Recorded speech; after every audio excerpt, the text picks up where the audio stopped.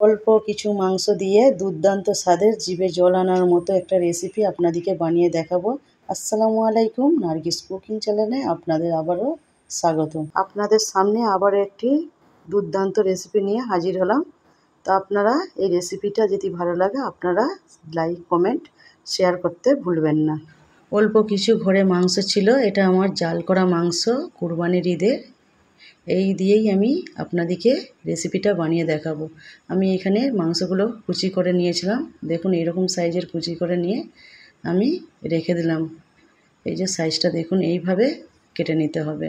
তো এটা আমি রেখে দিচ্ছি। রেখে দেওয়ার পর আমি এরকমভাবে টুকরো করে কিছু আলু কেটে নিয়েছিলাম। কেটে নেওয়ার পর আমি এই আলুগুলোকে প্রেসার কুকারে সিদ্ধ করতে দেবো।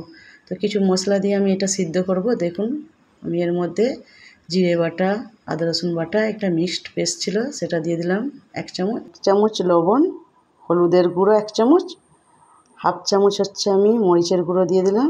তার মধ্যে পেঁয়াজ কুচি দিয়ে দিয়েছি। দেওয়ার পর 3টে চেরা কাঁচা লঙ্কা আমি এর মধ্যে দিয়ে দিলাম। প্রেসার কুকারে এটা দিয়ে দিয়েছিলাম। দিয়ে সামান্য পরিমাণ জল দিয়ে আমি এটা একটা সিটি মেরে নিয়েছিলাম। দেখুন আলুটা কত সুন্দর সিদ্ধ হয়ে গেছে। সিদ্ধ করে নিতে হবে। আমার সিদ্ধ হয়ে গেছে, এটা আমি রেখে দিচ্ছি। এবার কড়াই বসিয়ে নিলাম। তো কড়াইয়ের মধ্যে সামান্য পরিমাণ তেল দিয়ে দিলাম। দেওয়ার পর আমি এর মধ্যে কিছু মাংসের চর্বি তুলে রেখে তেলের মধ্যে দিয়ে দিয়েছি। দেখুন আপনাদের হাতের কাছে না থাকলে আপনাদেরকে দিতে হবে না, আপনারা তেল দিয়েই করতে পারেন। তো আমার কাছে ছিল একটু, এটা দিয়ে দিলাম। দেওয়ার পর সামান্য কিছু গরম মশলা দিয়ে দিচ্ছি এর মধ্যে। গরম মশলার গন্ধটা অনেকেই পছন্দ করে না, আপনারা যদি ভালো লাগে একটু বেশি করে দিয়ে দিতে পারেন। তো দেখুন এইভাবে ডুমো করে আমি পেঁয়াজ কুচি, কিছু চেরা কাঁচা লঙ্কা আর টমেটো কুচি করে নিয়ে আমি এটা দিয়ে দিলাম। তো এটা দেওয়ার পর বেশি লালচেভাবে ভাজতে হবে না, হালকা সামান্য এই যে দেখুন এইভাবে হয়ে গেলেই আমি এর মধ্যে কিছু মশলা অ্যাড করে দেবো। তো বেশি ভাজার দরকার নাই। এর মধ্যে আমি দিয়ে দিচ্ছি জিরে, ধনে, আদা রসুন পেস্ট করা ছিল 2 চামচ দিয়ে দিলাম। দেওয়ার পর সামান্য লবণ দিয়ে দিচ্ছি, হাফ চা চামচ হলুদের গুঁড়ো আর 1 চা চামচ লাল মরিচের গুঁড়ো। তো আপনারা যে যার পরিমাণ মতো ঝাল খেতে চান সেরকমভাবে ঝাল গুঁড়োটা অ্যাড করতে পারেন। তো এই যে দেখুন এইভাবে মশলাটাকে কষিয়ে নিতে হবে। তো হালকা একটু কষিয়ে নিলেই হয়ে যাবে। এই যে আমি দেখুন এইভাবে তেল ছেড়ে দেওয়া হয়ে গেলে আমি এর মধ্যে সেই মাংসের টুকরোগুলো কেটে রাখা দিয়ে দিচ্ছি। তো এই দিয়ে দেওয়ার পরে আমি এটাকে হালকা করে একটু নাড়াচাড়া করে নেব।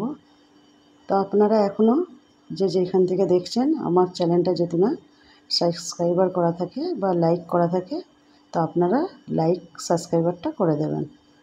তো এরকম মজার মজার রেসিপি পেতে আপনারা কমেন্টে জানাতে পারেন কে কোন রেসিপি দেখতে পছন্দ করেন, আমি সেটা দেওয়ার চেষ্টা করব।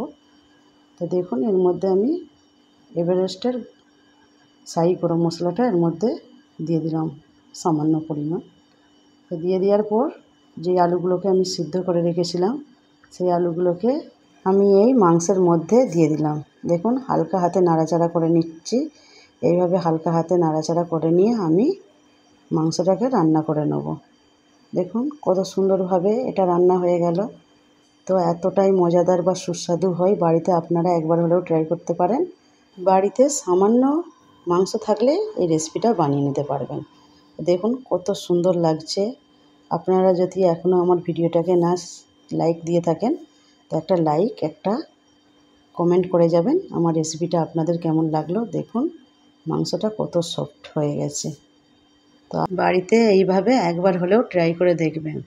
তো আমার ভিডিওটা আপনাদের যদি ভালো লাগে লাইক, কমেন্ট, শেয়ার করতে ভুলবেন না। তো দেখুন আলুগুলো এইভাবে সিদ্ধ হয়ে গেছে। তো কতটা ইয়াম্মি বা কতটা সুন্দর লাগছে এই রেসিপিটা। আল্লাহ হাফেজ।